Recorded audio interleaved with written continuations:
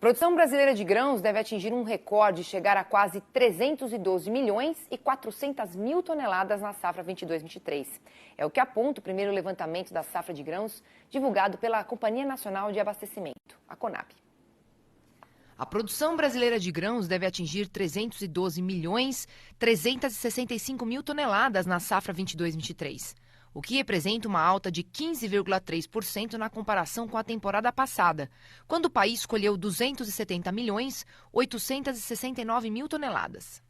Para a primeira safra de milho, a companhia estima 28 milhões 692 mil toneladas, alta de 14,6% em relação ao ano passado, quando o país colheu 25 milhões e 26 mil toneladas.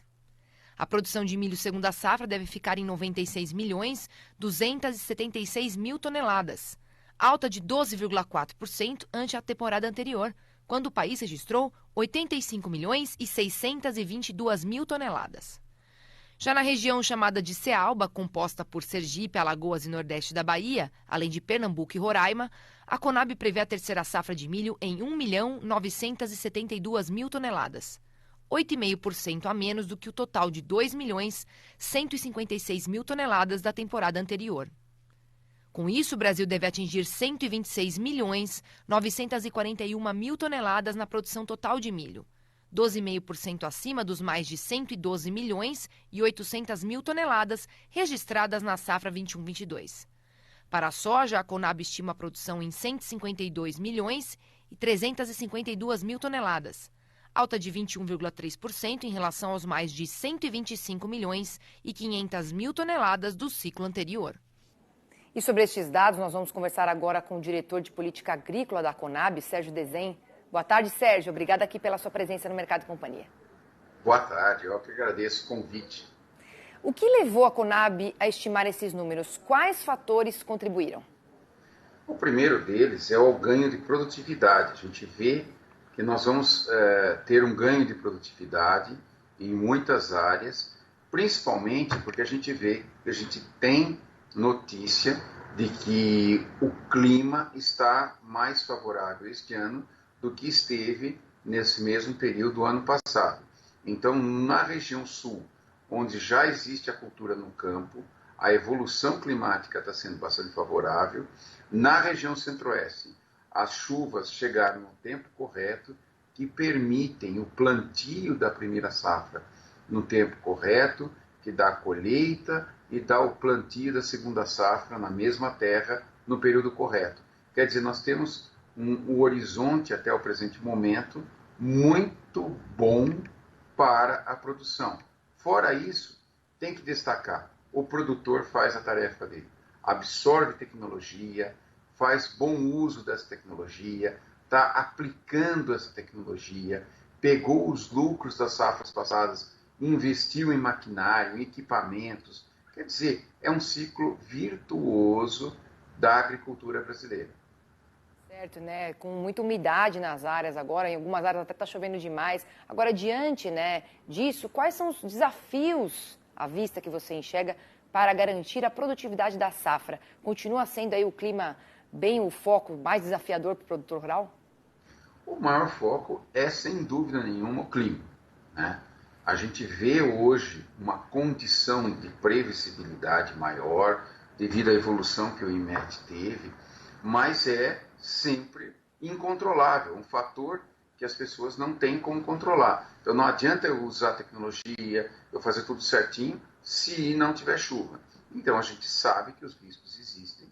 Semanalmente a gente tem que acompanhar a evolução das lavouras para que a gente tenha cada dia a construção dessa super safra.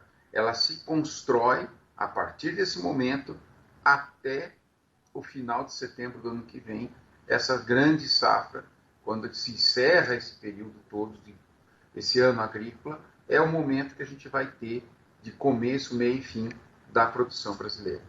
Sérgio, agora falando do exterior, né, com a perspectiva de redução das safras de milho na União Europeia, Argentina e Estados Unidos, como é que fica a condição da safra brasileira? Você acha que vai ter milho suficiente para o nosso abastecimento interno?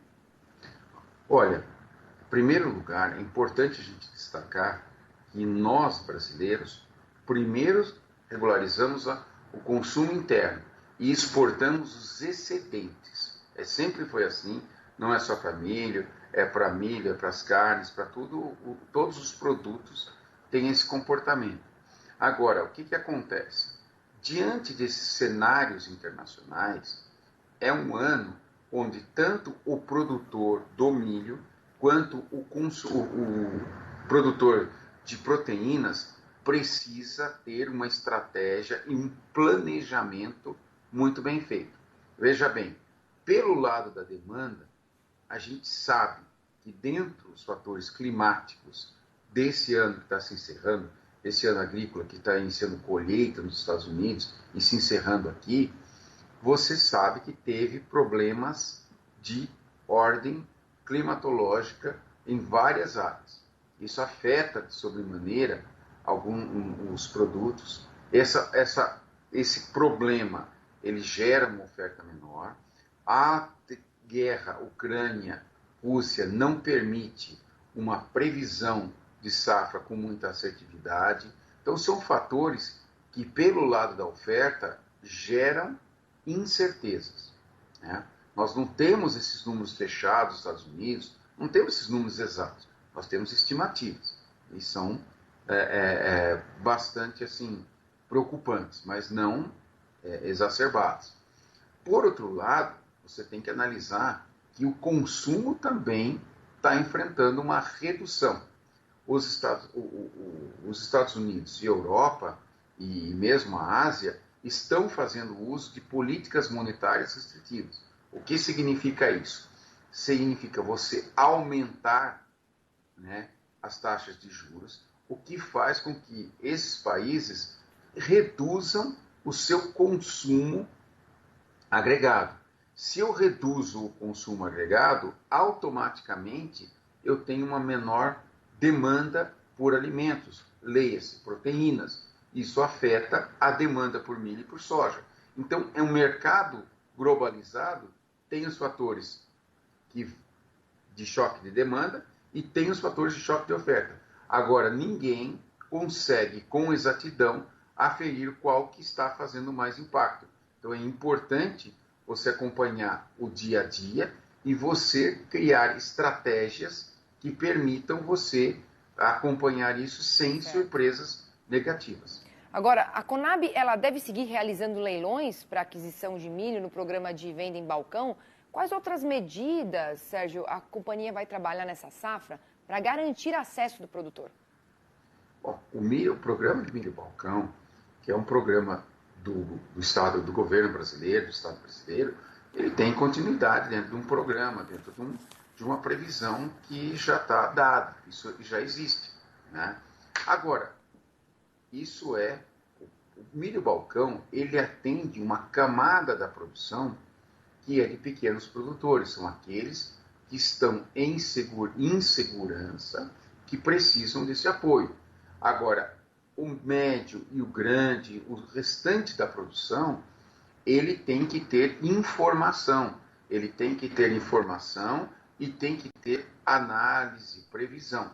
Então, a Conab também vai continuar atuando nesse sentido. Como que ela vai atuar? Ela disponibiliza, por exemplo, toda segunda-feira, no final da tarde, os produtores podem ter acesso à evolução das lavouras. Isso é fundamental, saber como que está o plantio, como que estão transcorrendo a disponibilidade hídrica e como vai ser a oferta. Então, isso é extremamente importante, porque em cima disso se constrói o cenário de disponibilidade de milho. E nós continuamos mensalmente acompanhando e divulgando a safra. Né? Então, esse sentido de informação e esse sentido de decisão do produtor com bases sólidas é uma das grandes funções da Conab. Então, por um lado, ela apoia os pequenos produtores num programa social, que é o Milho Balcão. Correto. Do outro lado, ela apoia todos os demais produtores, principalmente os pequenos produtores, que não têm acesso a essa informação se não for do setor público. Sérgio, quero agradecer muito aqui a sua disponibilidade, né? Então, acompanhamento da safra, acompanhamento climático, que vão fazer a diferença para a gente ter aí um recorde. Obrigada pela sua participação e até uma próxima. Eu que agradeço e até a próxima.